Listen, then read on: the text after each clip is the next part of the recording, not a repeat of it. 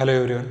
Today we are going to learn tenses. In that tenses we are going to learn first tense, that is simple present tense. In Marathi साधा वर्तमान काळ. शब्द जरी simple असेल तरी अतिशय महत्त्वाचा टेन्स आहे. इंग्लिशमध्ये जे टोटल 12 टेन्स आहेत त्यात सगळ्यात महत्त्वाचा टेन्स तुमचा सिंपल प्रेझेंट टेन्स राहील. सुरुवात आपण याच्यापासून करतो.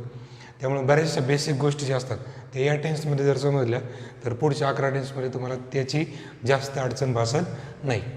आता याचं स्ट्रक्चर आपण पाहिलं काय, subject plus V1 plus object. थोडक्यात लक्षात ठेवा, आता या ठिकाणी आपण ॲक्शन सुरू करतोय. यात जेवढे काही शब्द येतील म्हणजे जेवढे जे वर्ब असतील ते सगळे वर्ब तुम्हाला काहीतरी ॲक्शन दाखवत असतील.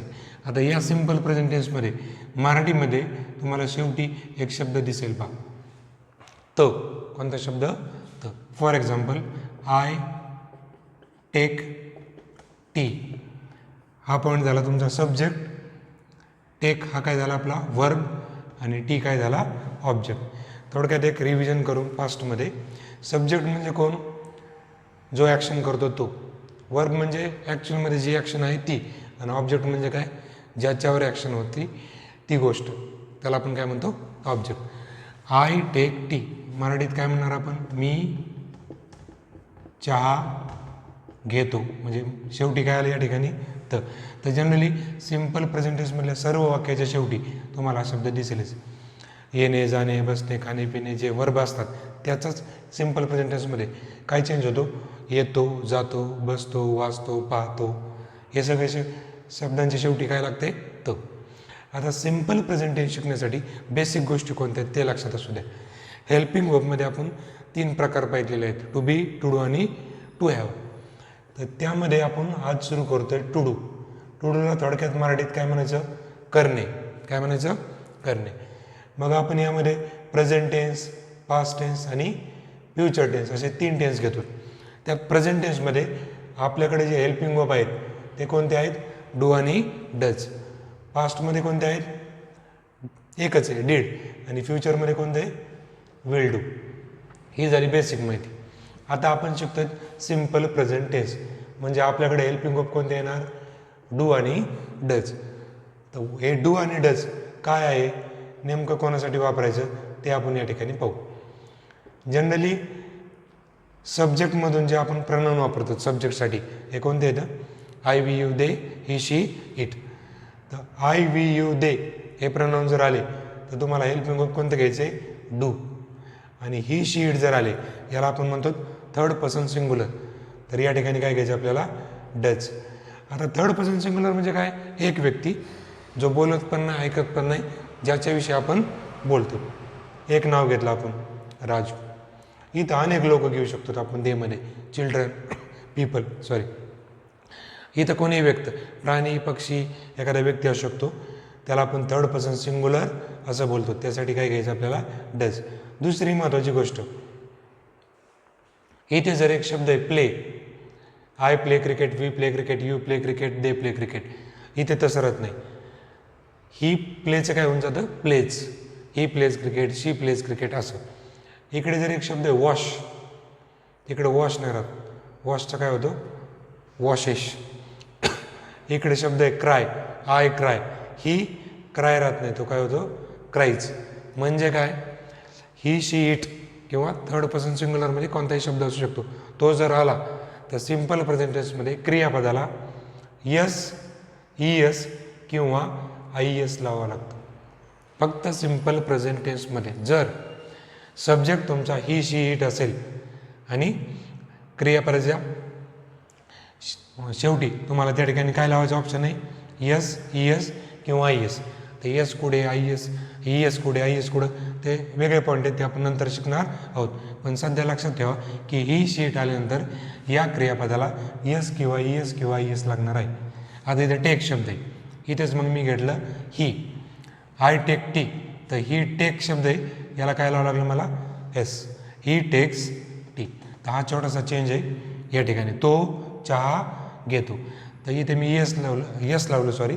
ES कुठे लावायचं नाही, ES कुठे लावायचं आपण त्या पुढच्या सेशनमध्ये पाहू. सध्या पाहू आपण आता सिम्पल प्रेझेंट टेन्स म्हणजे नेमकं काय. हे वाक्य वगैरे आपण लिहून घेतले, पण हे वाक्य काय दाखवतात किंवा याची what is the definition of simple present tense. तर पहा काय सांगतोय आपण. We use simple present tense to show daily activities. पहिला पॉईंट काय तुमचा, डेली ॲक्टिव्हिटी दाखवण्यासाठी आपण सिम्पल प्रेझेंट टेन्स घेतो. दुसरा पॉईंट आहे रिपीटेड ॲक्शन्स आणि तिसरा पॉईंट आहे हॅबिट्स. हे 3 मेजर पॉईंट येतं सिम्पल प्रेझेंट टेन्ससाठी. तुम्ही बऱ्याचशा पुस्तकात व्याख्या पाहिली, सिम्पल प्रेझेंट टेन्सची व्याख्या डेफिनेशन पाहिली असेल, त्यामध्ये अजून 2-3 पॉईंट मेन्शन केले आहेत. न्यूजपेपर हेडलाईन्स, त्यानंतर युनिव्हर्सल ट्रूथ, जनरल ट्रूथ या किंवा प्री प्लॅन किंवा प्री डिसाइडेड काही गोष्टी असतात, त्या गोष्टीसुद्धा तुम्ही सिम्पल प्रेझेंट टेन्समध्ये टाकू शकतात. पण सिम्पल प्रेझेंट टेन्सचं कोणतंही वाक्य घ्या, या 3 पॉईंटच्या बाहेर जाऊ शकत नाही. कसं ते पहा. डेली ॲक्टिव्हिटी म्हणजे काय, सकाळी उठल्यापासून संध्याकाळी झोपेपर्यंत, रात्री झोपेपर्यंत तुम्ही दररोज जे कामं करतात त्याला काय म्हणायचं, डेली ॲक्टिव्हिटीज. 2 दिवसाला, 3 दिवसाला, आठवड्याला, महिन्याला, वर्षाला जे कामं करतात त्याला कोणती ॲक्टिव्हिटी म्हणायचं, रिपीटेड ॲक्शन्स. आणि हॅबिट्स म्हणजे काय, ज्या गोष्टींची आपल्याला काय झाली, सवय झालेली. काही लोक बोलतात नाही, सुरुवात करताना असा खांदा हलवतात किंवा खोकतात, ही काय त्या व्यक्तीची सवय. डोळे मिचकावणे, मारणे नाही, डोळे मारणे म्हणजे मारखाणे, डोळे मिचकावणे, ब्लिंक, ही काय झाली सवय. कोणी अशी मान करते किंवा कोणी डोळ्यात असे कंटिन्यू काही मळ काढणे किंवा काही, ह्या गोष्टींची काय झाली त्या व्यक्तीला हॅबिट झाली. हॅबिट चांगले असू शकतात किंवा वाईट असू शकतात. तर त्या हॅबिटची वाक्यसुद्धा तुमचे सिम्पल प्रेझेंट टेन्समध्ये तुम्हाला दिसतील. आता पहिलं वाक्य घेऊ आपण, बेसिक जे लिहिलं होतं ते. आय टेक टी, मी चहा घेतो. जर मी दररोज चहा घेतो नियमित 1 किंवा 2 कप, तर त्यासाठी माझी कोणती ॲक्टिव्हिटी झाली, ती डेली ॲक्टिव्हिटी. पण मला जास्त चहा आवडत नाही, मूडनुसार 2 दिवसाला, आठवड्याला मी चहा घेतो, तर ती कोणती ॲक्शन, रिपीटेड ॲक्शन झाली. पण काही लोकांना चहाची काय झालेली, हॅबिट झालेली. आता चहा घेतला, परत कोणतरी आलं, लगेच चहा घेतला, परत बाहेर कुठं गेले, तिथं कोणी भेटलं, चहा घ्यायचा आहे, लगेच चहा घेतला, त्या व्यक्तीला चहा घेण्याची काय झाली, सवय. तर हा पॉईंट झाला तुमच्या हॅबिटचा. आता नंतर मी आता काही सेंटेन्सेस या ठिकाणी लिहिलेले आहेत, पहा एक्झाम्पल म्हणून. आता हे जेवढे सेंटेन्स लिहिले मी 10-11 या 3 पॉईंटमध्येच बसणार. कसे ते चेक करा. I watch TV, me TV पाहतो. दररोज पाहतो. तर कोणती ॲक्टिव्हिटी, डेली. जास्त आवडत नाही पाहायला, कधीमध्ये पाहतो, रिपीटेड. लहान मुलांना बऱ्याचशा प्रमाणात कधी कधी त्याची काय होऊन जाते, सवय. तर ती काय झाली त्यांची हॅबिट. वी लर्न इंग्लिश, आपण दररोज इंग्लिश शिकतो, daily activity. You spend money, तू पैसे खर्च करतो, कधीमध्ये करतोस, repeated action. They fly kites, फक्त फेस्टिवलला, रिपीटेड ॲक्शन.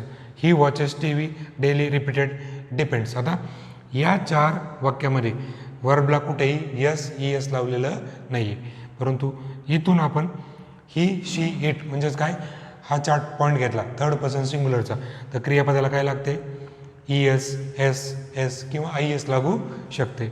जसं की आय वॉच TV होतं, ही वॉचचं काय झालं, वॉचेस, काय लावलं आपण, ES. नंतर शी ड्रॉ रंगोली, तर शी ड्रॉ नाही, काय ड्रॉज रंगोली.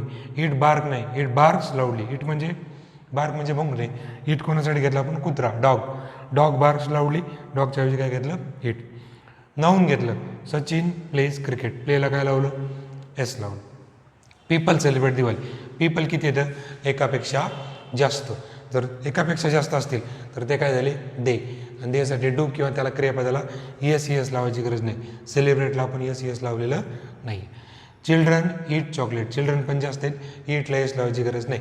पण तिथे एक आहे चाइल्ड, तर त्या ईटला काय लावू आपण, S लावलं, म्हणजे चाइल्ड ईट्स चॉकलेट. ते थर्ड पर्सन सिंग्युलर असल्यामुळे याला आपण S लावत आहोत. आता इथे एक शब्द होता पहा, फ्लाय, दे फ्लाय काइट्स. तिथं आपण एक नाव घेतलं, महेश. फ्लाय FL, तिथे Y होतं, तर ते Y कट होतं आणि तिथे काय राहतं, IS. Mahesh flies kite, Mahesh पतंग उडवतो. आता महेश पतंग उडवतो ही कोणती ॲक्शन तुमची, रिपीटेड ॲक्शन. तर हे काही बेसिक गोष्टी आहेत ज्या कोणाशी रिलेटेड येतात, सिम्पल प्रेझेंट टेन्स. यातल्या प्रत्येक वाक्याच्या शेवटी तुम्हाला काय जाणवलं असेल, तो पतंग उडवतो, लोक फेस्टिवल्स साजरे करतात, ती रांगोळी काढते, तो टी व्ही पाहतो, कुत्रा मोठ्याने भुंकतो. शेवटी काय लागते त, आणि त आलं की एक अंदाज लक्षात ठेवा. अंदाज की हा कोणता टेन्स आहे, सिम्पल प्रेझेंट टेन्स. काय स्ट्रक्चर आहे आपलं, सब्जेक्ट V1 आणि ऑब्जेक्ट. प्रत्येक वाक्यात ऑब्जेक्ट येईल असं काही नाही. ऑब्जेक्ट म्हणजे ज्याच्यावर ॲक्शन होती तो शब्द. लाऊडलीमध्ये काय ॲक्शन झालेली नाही, म्हणजे लाऊडली हा काय ऑब्जेक्ट नाही तुमचा, हा ॲडोचा पॉईंट असतो. तो जसं जसं आपण पुढचं ग्रामरचे टॉपिक घेऊ तुमचा तो पण पॉईंट लक्षात येऊन जाईल. तर लक्षात घ्या, सिम्पल प्रेझेंट टेन्समध्ये स्ट्रक्चरवर लक्ष द्या. सब्जेक्ट V1 आणि ऑब्जेक्ट.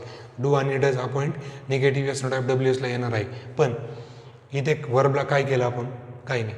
या ठिकाणी काय केलं, SES किंवा IS लावलं. ते का, कुठे, कसं, त्याचे काही नियम आहेत. एक चार्ट आहे ESचा, तो मी तुम्हाला पुढच्या सेशनमध्ये काढून देईल. डेफिनेशनमध्ये फक्त 3 पॉईंट लक्षात ठेवायचे, डेली ॲक्टिव्हिटी, रिपीटेड ॲक्शन आणि हॅबिट्स. या बेसिक गोष्टी त्या ग्रामरसाठी असतात. शालेय विद्यार्थ्यांसाठी जास्त महत्त्वाचं आहे. व्याख्या जर प्रॉपरली लिहायची असेल तर. मेन मुद्दा असतो कन्सेप्ट क्लिअर होणं. या 3 पॉईंटमधून सुद्धा तुमची सिम्पल प्रेझेंट टेन्सची कन्सेप्ट चांगल्या प्रकारे क्लिअर होऊ शकते. तर अशाच प्रकारचे काही एक्झाम्पल्स अजून बनवा. डेली ॲक्टिव्हिटी घरी लिहायचा प्रयत्न करत चाला. सकाळी उठल्यापासून संध्याकाळपर्यंत आपण काय करतो, for example I wake up early in the morning, त्यानंतर आय गेट फ्रेश, वॉकला जात असाल I go to morning walk, जिमला जात असाल I go to gym, I come back home, I brush my teeth, I take bath, I wear it. ह्या daily टप्प्याटप्प्याने activity पुढं कंटिन्यू करायच्या. 30-35-40 ॲक्टिव्हिटी तुम्ही आरामात लिहू शकतात. काय दररोज करतात त्या डेली ॲक्टिव्हिटी. कधीमध्ये काय काम करतो ते आपण रिपीटेडमध्ये लिहू शकतो. आणि ज्याची आपल्याला सवय आहे ती काय हॅबिटमध्ये आपण लिहू शकतो. जास्तीत जास्त वाचन आणि जास्तीत जास्त लिखाणाची प्रॅक्टिस करत चाला, गोष्टी क्लिअर होत चालतात. यात काही अडचण असेल तर मला कमेंटमध्ये नक्की कळवा. याचा पुढला टॉपिक निगेटिव्ह एस टाईपचा, तो आपण पुढच्या सेशनमध्ये पाहू. ठीक आहे, थँक्यू.